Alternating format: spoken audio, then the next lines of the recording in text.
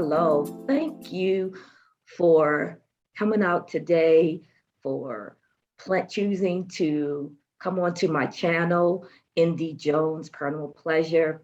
And we are going to discuss today self-care. Self-care Saturday is the name of this podcast.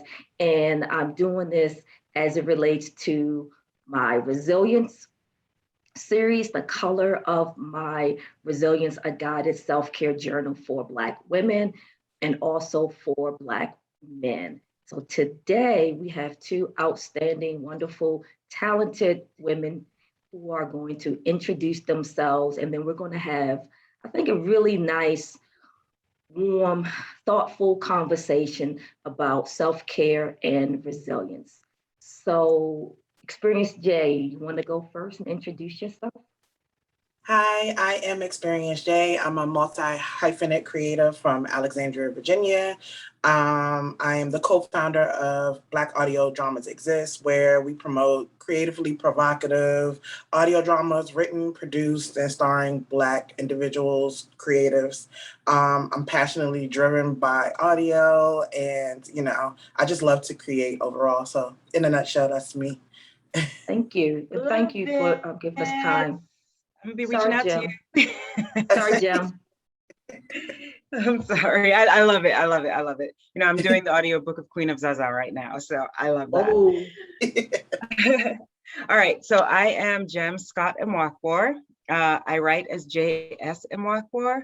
Well, I write my African stuff as J.S. Mwakbor. I think that I would distinguish my African historical fantasy from everything else with different names. So my other pen name is actually J.S. McBride. McBride is my husband's name, so I have all those names. I'm a publisher. My publishing company is Afrocentric Books. It is not, in fact, a self-publishing company, even though I have only published me and Andy Jones. So I have a few anthologies, a couple of anthologies. Afro Myth, there's one, and then there's two. I was the editor for one, and Andy Jones collected the stories for two. The only other story that we've published is Queen of Zaza, which is my full-length novel. So I'm definitely looking for submissions. I'm always looking for novel submissions. I'm not always looking for short story submissions, but if anyone's out there listening and has a book that they've written and they feel really good about it, send it in. Well, most definitely. We're going to share that information. The cover for the book that you're doing audiobook for is beautiful. Thanks. As well. So please keep me updated on the progress of that. Have you selected your voice actor? Girl, I read it myself. It is in post-production. I will send you one of the chapters because I listened to it yesterday and was like, oh, that was hardcore. I love it. Okay, I'm about to go right down a rabbit hole that I'm going to prevent myself from going down. I want to know more about that. You've been keeping secrets because that's some serious stuff. Okay. So we're going to, I love that so much. We're going to get started. So I'm going to start with something really basic, which actually isn't basic because it can be really deep. So my first question is, all the questions I'm going to ask you, and we talked about this before, just so the audience will know, all the questions I'm going to pose are questions that are found in each of the self-care books. So these are all meant for people to be really reflective in a nice private, environment. That's kind of like what journals are about. But, whatever you write in your journal, you could take off the page. You want to have those courageous conversations. But first of all, you want to have them with yourself. If you can't be honest with anyone else, you need to really be honest with yourself. So that's what I really focused on with the journal, to try to give people ways to pull that stuff out of them. Because once it's pulled out and you really see it, you can position yourself in a way in which you can really make some conscious, deliberate decisions. So first question for you ladies, what does it mean to be a Black, and again, how you find that, woman in the 21st century? What does it mean to be a Black woman in the 21st century?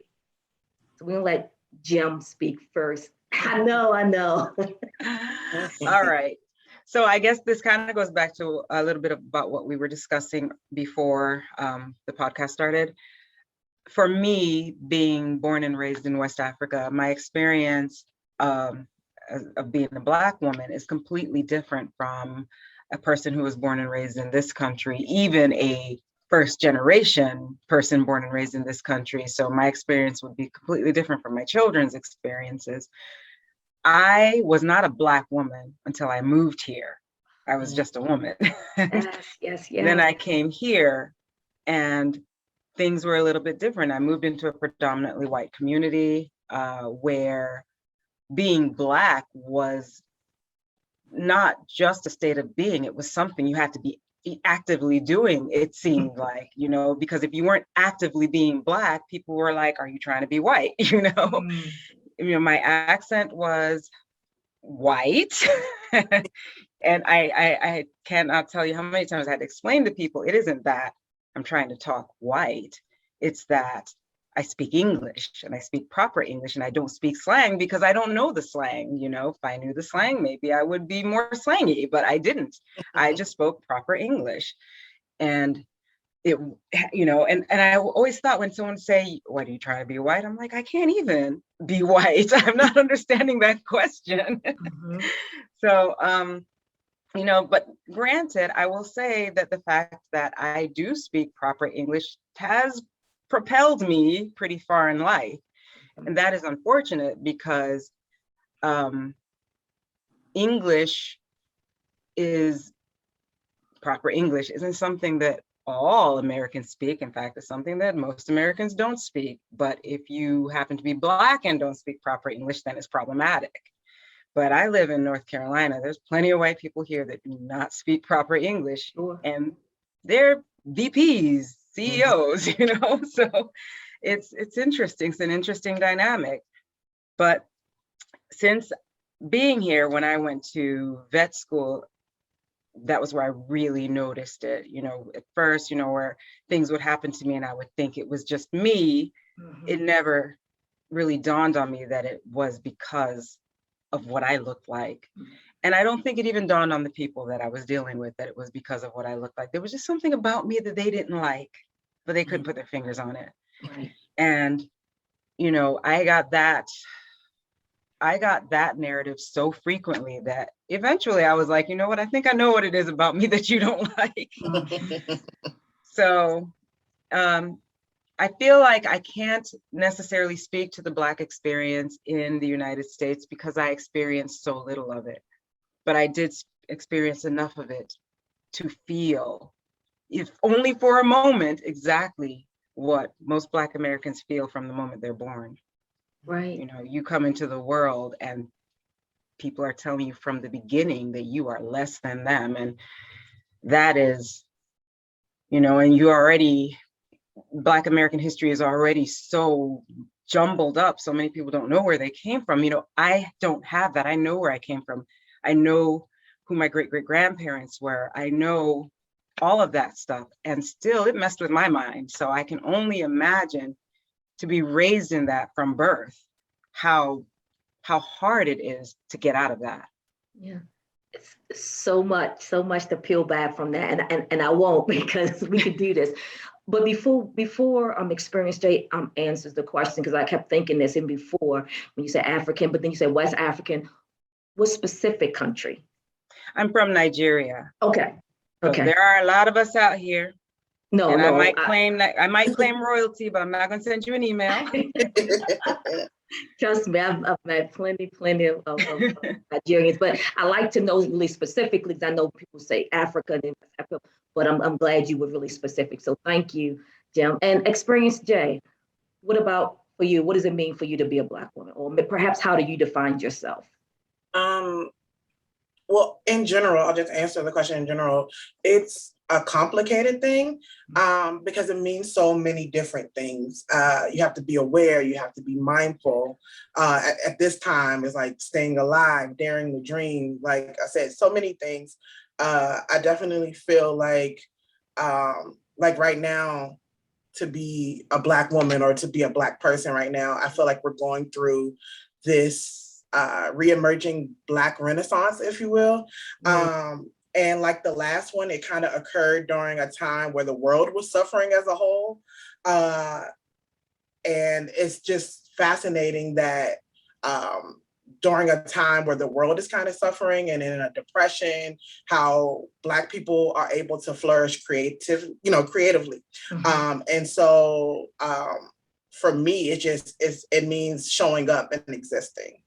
And yeah, and that creativity, I think that's a good actually segue, excuse me, to my next question, because I think sometimes that creativity is one way of demonstrating that resilience. And maybe as an avenue of kind of getting some stuff out there. So this is my second question for you, and we're going to start with you, Experience Jay. We're just going to go back and forth, so no one person is the one who has to go first.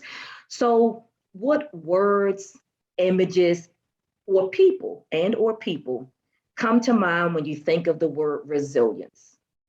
So what words, images, and or people? Black women.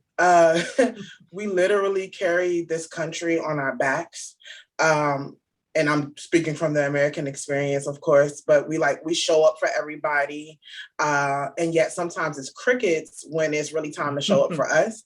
I feel displaced, confused, admiration, jealousy, and yet we still show up and show out oftentimes, most times, despite what you may see on social media and on reality TV. Like, we're out here flourishing, even though many times it feels like the odds are stacked against us. So Black woman is the epitome of resilience, even when we don't really want to be. Yes. I can't even add to that, because that is absolutely correct. And yeah, you're speaking from the American experience and from around the world. I think it's Black women. Black women are holding families together. Black women are holding up Black men all over the world. Absolutely. Black women saved this country. And if not for Black women, there are so many, this country would just be spiraling right now. And so, Black women have to keep holding it up. And the truth is, as you said, there's no one supporting the Black women. The Black women really are kind of doing this all on our own. We're always the ones at the bottom holding everybody up. And then, even feminism leaves us behind. So there's, that whole angry Black woman persona, I'm all for it. We need to be angry. We need to be angry. But yes, I think that we are extremely resilient, and it shows in everything we do. Everything, absolutely. And I think there's a burden to that. I think that's what you were alluding to, Experience Jay. And it's a lack of reality there as well. But I don't even know. I do know it is so much. I know when I wrote the blurb for this book, and I used two terms, Black girl magic and strong Black woman. And I think that they're both problematic. I get, especially the whole reasoning behind the Black girl magic, but think about trying to live up to that. And what does that mean for you emotionally, psychologically, if you feel that you can't, or you feel that you aren't strong enough? It's a lot of dynamics that's going on there. And like I said, sometimes we put those images out there because we want to give ourselves, young females, a lot of confidence, a lot of respectability, a big push. But then there's another layer to it as well, I think, that maybe we don't always talk about when we use some of that terminology. So it was just a thought. So we're resilient, most definitely. So to get from that image of what it means to be resilient, think about yourself. And I have two questions. You guys can decide which one you choose to ask, because they're opposite sides of the same coin. So you could either describe a time in your life in which you felt that you weren't as resilient as you wanted or needed to be. And then the other one is describe a time in your life in which you truly felt resilient. So either one, where you truly felt resilient or where you really struggled with your resilience. Well, I can do both. They're the same time. And I really hate to bring this up again, but it was where I learned that I had to be resilient and that I could be resilient and also struggle to be resilient. It was in vet school. My entire experience in vet school was very difficult. I went to Michigan State University, and sorry, I'm putting them out there like that. There were, I was the only Black person in my class. There were about 103 people in my class. There was one Black person in the class above me, I believe, or maybe she was 2 years above me. And then there was one in the class below me. Or maybe there were two below me, but regardless, there were like four of us in 4 years of vet school. My experience there was very difficult. I, at one point, had a veterinarian tell me that he could not see me with a DVM behind my name. He didn't know what it was, maybe the way I wore my hair, the way I dressed, the way I talked. He didn't know what it was, but he just couldn't see me with that DVM. And I got a lot of that. I had to do twice as much as other people. I mean, I literally had to do twice as much as other people to get what they were getting. You know, not that I just had to show out more. I literally had to take this many type of rotations that nobody else had to do. And to the point that the dean of the vet school actually told me, I can tell them that they can't do that to you. And then they won't, but they will make it much harder for you if I do. I mean, it was rough. Vet school, I don't know if you know how medical school goes or professional colleges, at least vet school and med school. You finish where you start. You don't start in one school, then transfer to another and transfer your credits. They don't take your credits. You'll be starting all over. Tuskegee University called me and said they will transfer all of my credits if I want to go there. And that's how bad it was that they heard about it and they called me. I didn't call them. They called me. And it was when I got that phone call, I thought, I should go. And then I thought, I'm not letting these people run me out of town. And that is where I was most resilient, because that just solidified who I was for me. I'm not going to let these people run me out of town. I will get my degree right here and then I'll be sayonara. But I was falling apart. I was definitely falling apart. And I started going to therapy when my daughter was, I believe she was 7 or 8.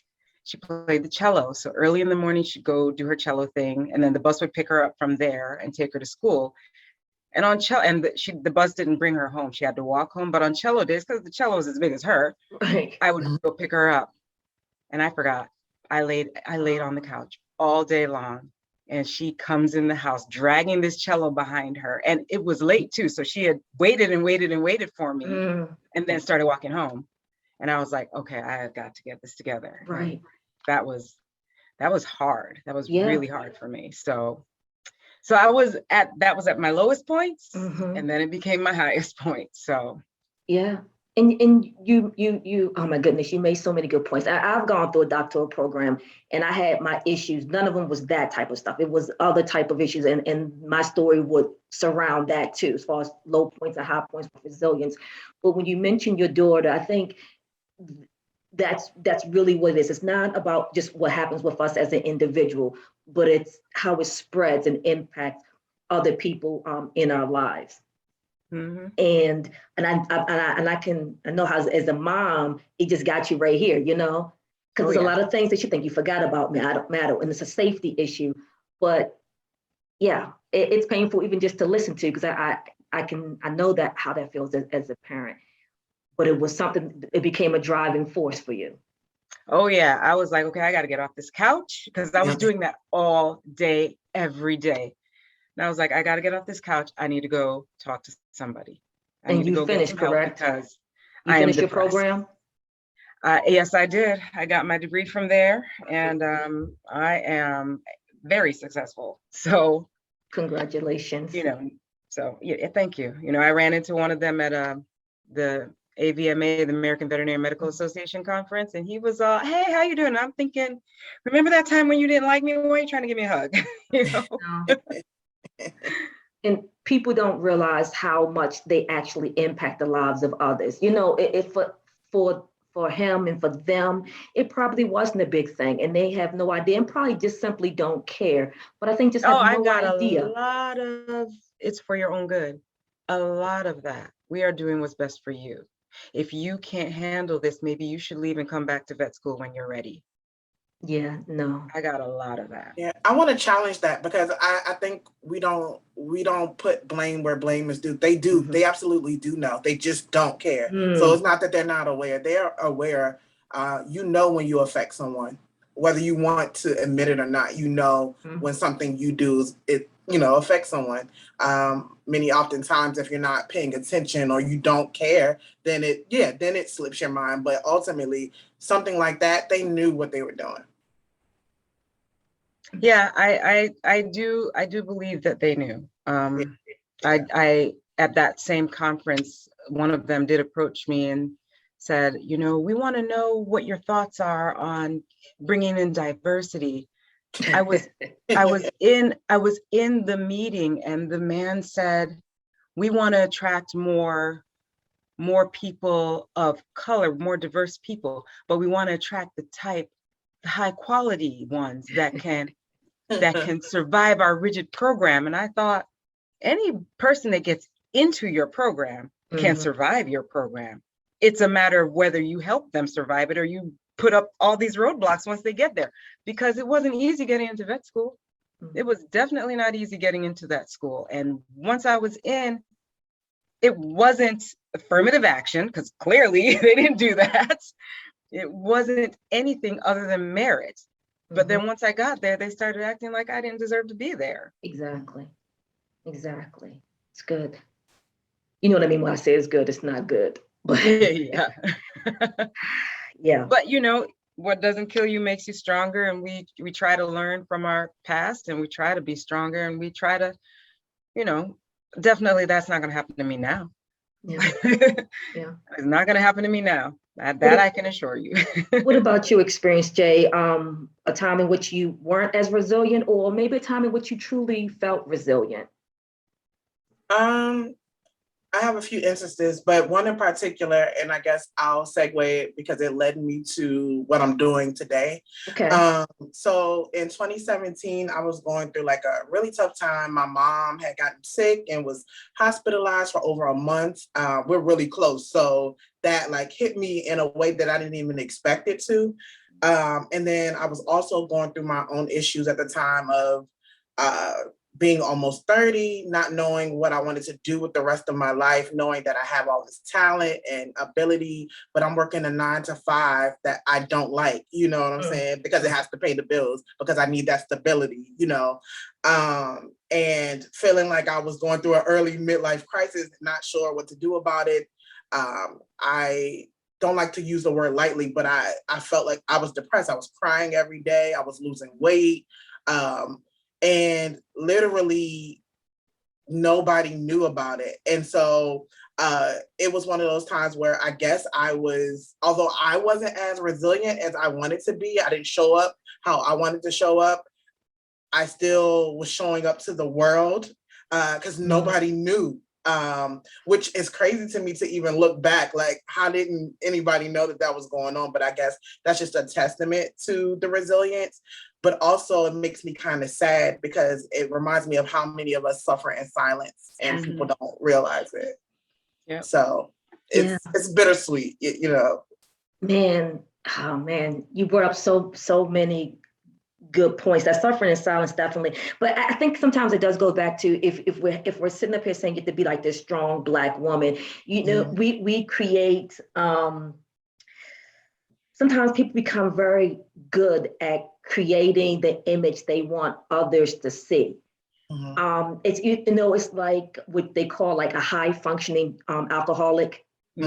And no one knows, but they have all these great strategies to prevent people from knowing that they are indeed an alcoholic. And I think it's the same thing that you're talking about as well. And so you're putting on this image no one knows, and probably many people, if they did know, would reach out, would be supportive, would help you. But it also requires you to be also vulnerable. Yeah. Right.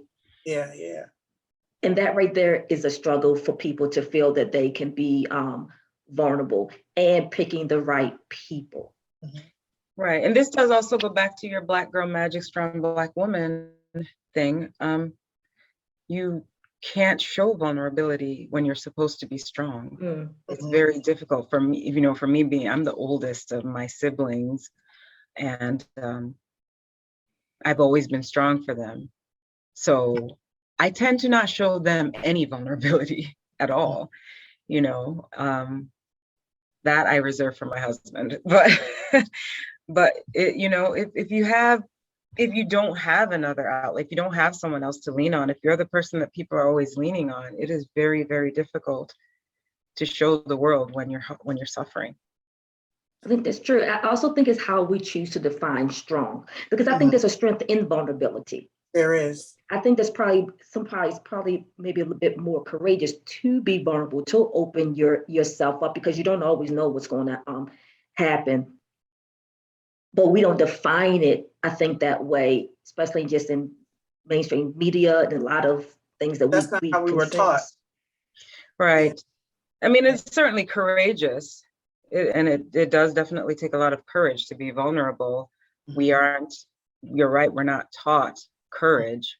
In fact, in this country in particular, strength is a physical thing. We're taught strength, and I hate to bring this up, but I hated the movie Wonder Woman because she was all physical strength and nothing else. And I thought, this woman is not, I don't understand why, it was directed by a woman. I expected more. I didn't expect her to just be strong.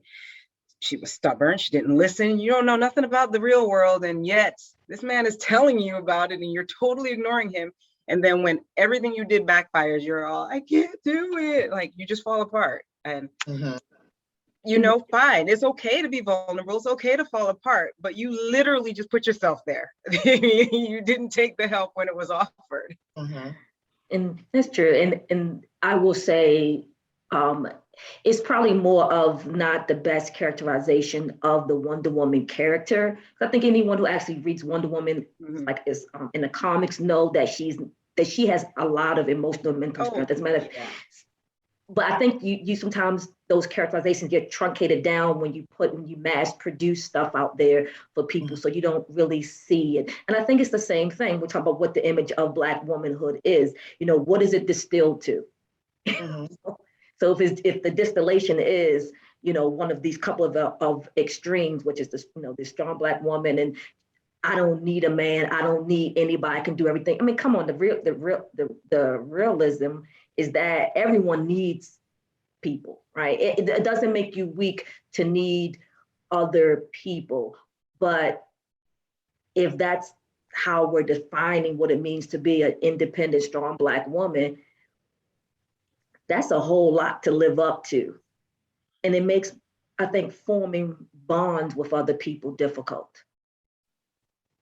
Yeah, I think the definition is definitely, because even with the Black girl magic thing, for me, I love to say that. I say it all the time, but for me, it's different. I don't have to show up a specific way to be Black girl magic. I'm Black girl magic simply because I exist, period. I see, that's different, isn't it? So it goes back to your definitions, like how do you show up? Like, even as a strong Black woman, like I don't necessarily like that we always have to be the typical type of strong. I can be a strong Black woman and be having a breakdown but like you said, there's strength in that vulnerability. But because the world doesn't define it that way. But if we take back our own definitions of things, you can reword it and make it whatever you want to. So when I use certain things, I'm channeling what I feel, is the meaning of it. And so when I say Black girl magic, I am Black girl magic because I'm here, Exactly. And there's a strength even in with Jim with the mental health, going out and seeking professional help, seeking a professional support. And I think sometimes, again, that isn't always something that's really talked about or maybe accepted. So people may not know or feel comfortable seeking those different avenues of help and support. But Experience Day, you actually brings us nicely to this other question that I want to pose to you ladies. So when you look in the mirror, who do you see? I actually wrote this one down. Okay, are you going or? Oh, I'm not going. Okay. I actually wrote, it's funny when we talked about that, I wrote magic. I see magic. Wow. Pure, unapologetic magic. And it feels good to finally see that because I haven't always looked in the mirror and saw that. So to get to a point where that's what I see now, I just remember those times when I looked in and I didn't see it. And like, that is the beautiful part of all of it. Yeah. Nice. That's growth, right? That is, yes. Yeah, that's deep. I will admit my response, because when you asked it, the first thing that came to my head is still the same thing that's in my head, and it's very simple. And I feel like it's inadequate now. No. But I see my father's daughter. I see everything about my father that makes me, that I am so proud of in me. I see as I've gotten older, I'm embracing those things that he used to do that I'm like, why do you have all these people in the house? Why can't I just want my own space and there's all these people? I'm starting to do it now. You know, I love a house full of people, not even because I'm interacting with all these people like face to face, but because they're here, because I know they're safe. I know that they're here. And I see that now. You know, I try to go to all the weddings, you know, I try to be there for everyone as much as I can. I see now why he was doing all of that. So that's what I see.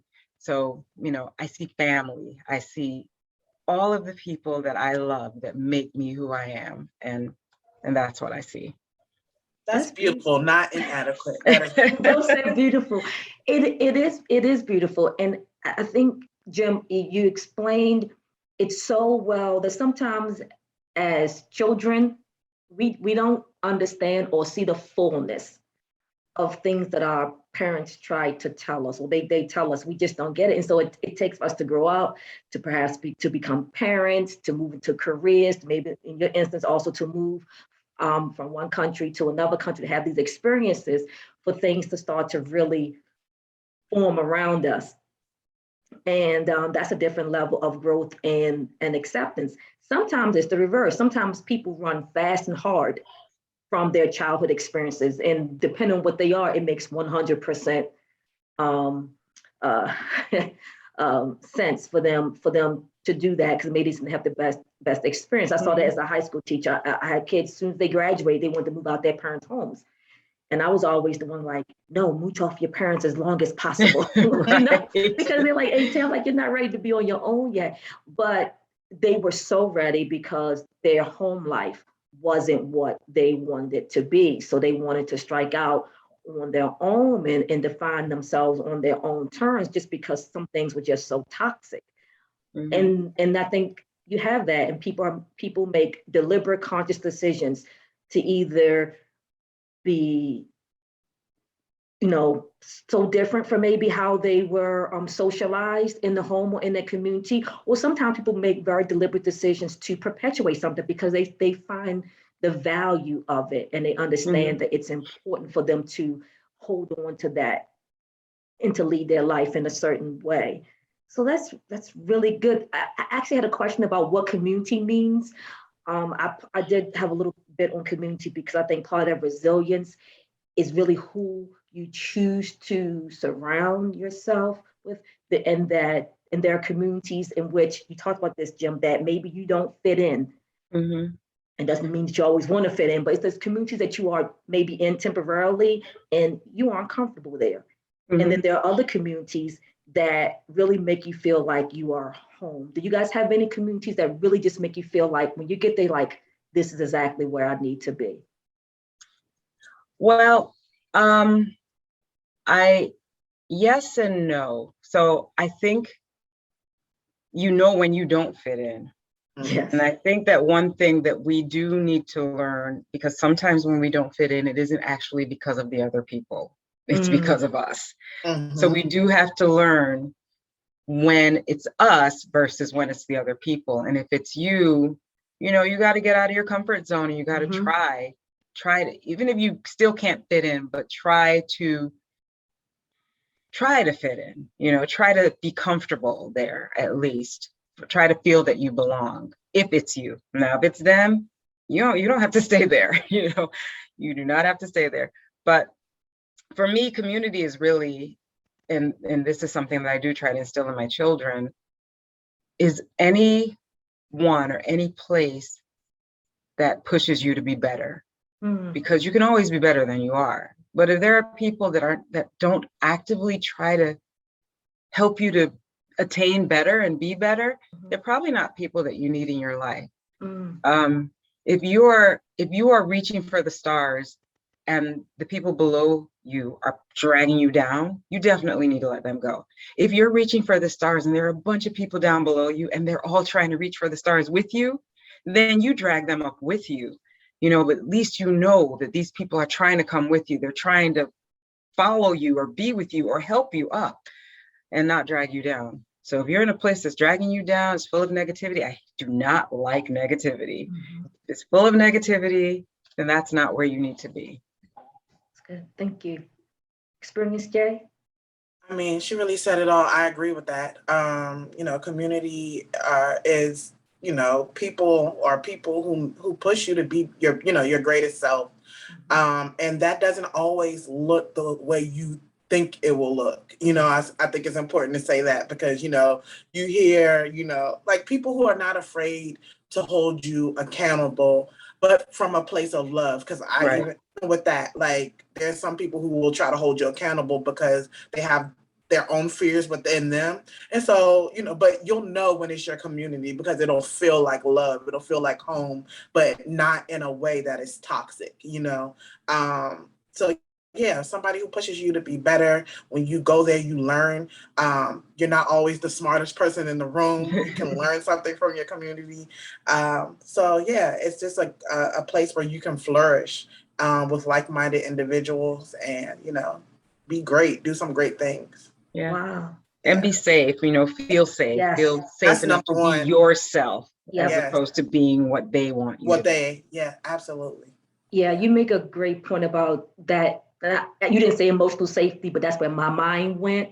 Yes. It's about that emotional safety. I mean, we know it's about the physical safety, but that emotional safety, because I think with that story you described when you were in medical school, you did not have that emotional safety with your peers. And then that hurt you on a lot of different levels.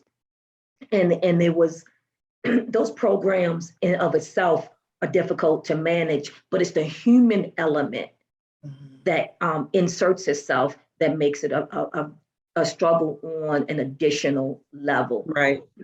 Right.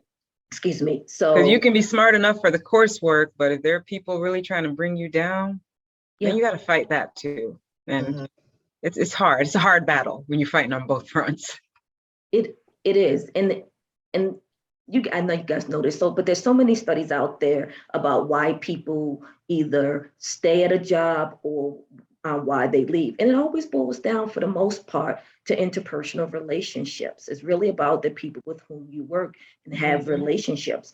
And if they are toxic, like you said, if you feel uncomfortable, sometimes, like you say, whether it's because of yourself or maybe because of others, that's going to determine whether you stay or whether you leave, even more so than money. People probably don't think that, but people will stay at jobs because they love the people, even if they could be paid a higher wage someplace else.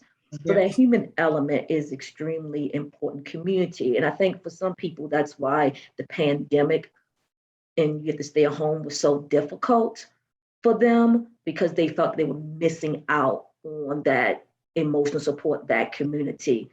Others flourish. You have some kids who flourish because they said they experienced less bullying or no bullying because they didn't have to go into school. Right. Which is kind of scary too, that they just at home in front of a computer and they felt safer than going into a building. We have to think about that. Yeah, no, that is definitely scary. That sort of bullying even happens to children. It's just, Yeah. it's heartbreaking. I just have a couple more questions. I'm really mindful of the time I see here. Let me make sure it compares to my phone. I think my phone and okay. All right. So we talked a lot about resilience, and I think we also kind of indirectly talked about self-care. So in the book, I have what I refer to as a self-care checklist, and I believe it's like 2 pages. And it's several statements, more than several, but just statements listed. And again, it's about how well do you know yourself.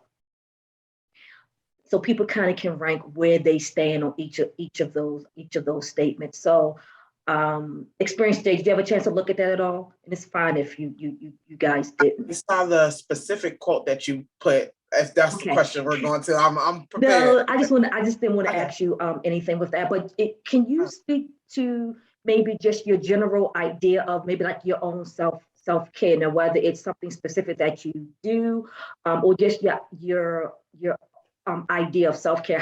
What does that look like in your personal life? Well, to sum it up, I think the biggest thing for me that in present day is the art of saying no. That is self-care for me.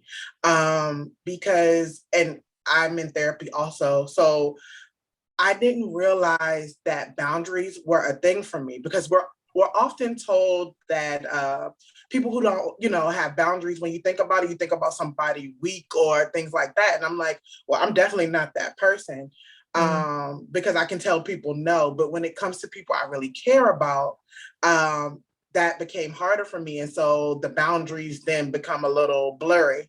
And so I had to learn to, like, no is a complete sentence, and it's okay to say no. Whether it's, I don't want to go to this, I don't want to, I just want to stay home, or no, you can't come over, no, you can't borrow $20, no, you can't, anything. I used to feel really pressured to have to be like, oh, either say yes or find an excuse. And I don't anymore. And the burden that took off of me, like, you would think something like that is so simple, and but it really isn't. And when I tell you, just being able to just live in a way that is not restricted by what other people think you should do, it's really freeing. So I'm enjoying this part of my life right now. Love it. I'm glad you didn't say no to me though when I asked you. I did get no's, or just people just ignored you, but yeah, that's powerful. And I think it's so much tied into being a woman too. Yeah. I think men I don't think men would have the conversation like, oh, I have a problem saying no. No, they say no, and they mean it, and they don't think anything more about it. It's just that's it. And I'm men will show up for themselves. And I had a conversation about this with my friend. I love the way men are able to show up for themselves without a second thought. Although that is true. Up to us, it sounds like, oh, he's so selfish, but I wish I had that. You know what I mean? Like, I'm like, oh no, I don't care about what you're doing. The focus is me. They're okay with focusing on themselves and not feeling any kind of way about it. Right. I love that. What about you, Jem, for your idea of self-care, or maybe something specific that you do? Actually, self-care for me is honestly silence. Like complete silence. I just sometimes need, I try meditation a little bit, some mindfulness, but just complete silence. Occasionally I'll just go outside, walk barefoot in the grass, whatever, but in silence. And that is self-care for me. Now, when you have a house full of people, sometimes you don't get the silence, but whenever I can get silence, and in my head too. I got to quiet down all the thoughts in my head. And that's probably my best self-care, because I can say no. Do you try to consciously fit that into your schedule? That is where my problem is. I do not. Okay. And I really need to. So right now, my quiet time is right about when I wake up in the morning. So 5 o'clock, 5:30. And then I just lay in bed. And that's generally when I do it, but that's when I probably don't really need it. I just woke up. So it is definitely something. And I keep telling myself I've got to schedule this. I've got to, like, Yes. at this time I do this, and I keep wanting to, but then I'll be at work and I'm like, no, but let me just finish this up and I'll do it tomorrow. I'll do it tomorrow. So tomorrow is today. Right. Tomorrow is today. And like, so in the books, I because people say it all the time, I say it, we all do, right? And I have like a weekly resilience. So people are committing to at least for a week, I'm going to do this. And so I have, so to be really specific, and I get that whole silence, being in your own space. I love the whole tactile part of, having to feel the grass under your bare feet and everything. So you've outlined a couple of things that is really specific that you want to do, and the benefits of it. Like Leah, we have to make it deliberate. And once you start doing it, then it just becomes an automatic thing. It becomes your routine, but you probably do it for at least a month. Right?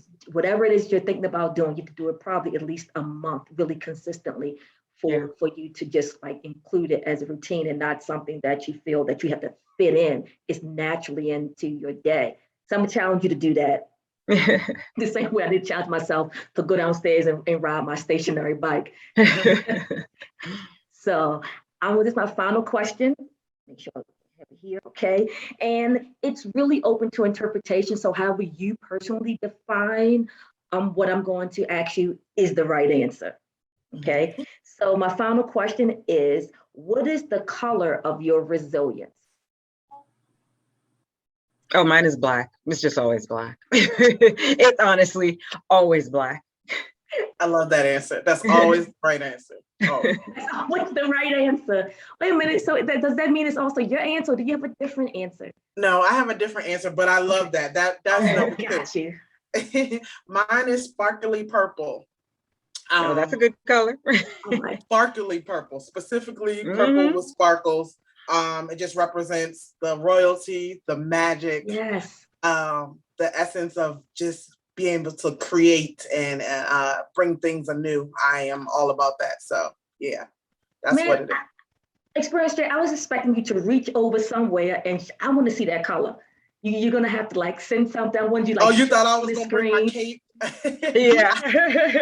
I do have a children's book called Onyx McFly Saves the Day, and she has a purple sparkly cape, and that's really where that idea came from. Because when I think about all things magical, I think of the color purple and sparkles. So yeah. Okay, send me the link to that book. Okay. I'm getting it, and I'm going to share it. But I'm definitely. Oh man, you guys are wonderful. We could have went on. We had great conversation. Oh yeah, we'll just have to do this again. Yes, I know. About the stress of having the camera on. But ladies, sincerely, I thank you so much. This has been great for me, just personally, just so totally selfishly, right? Personally. But it's nice to have these conversations. It's nice as women to have the conversations where we're alike in ways, but we are also very different. And so it's always rewarding and informative and humbling to hear a lot of other experiences. I probably learned more about Jim in the last hour than all of our correspondence when we were doing Afro. That was all business. It was all business, and it was great, and I learned a lot about you on that end. Yeah. But this is a whole different piece. And it's the second time experience Jay and I've been on the same online piece together, but she knows I'm totally following her. I see on Twitter, she has like the funniest stuff on Instagram, and I'm there for it. I'm there for like all of it. So I mean, like I'm genuinely in awe and have much respect for both of you ladies. So again, thank you for spending time with me today and with others. I'm sure that anyone who will have an opportunity to listen to your stories will learn something from it as well. And I'm sure much of it will also resonate with them. And hopefully will encourage them to embrace their own resilience and their own self-care. Absolutely. Thank you. Thank you for having us. All right, thank you. And I'll be in touch with more details once we get all this stuff together. Okay, ladies? Awesome. You want to Thank enjoy the you. rest of your weekend. Thank you. You too. Thank you. All right. See ya. Take Bye. care.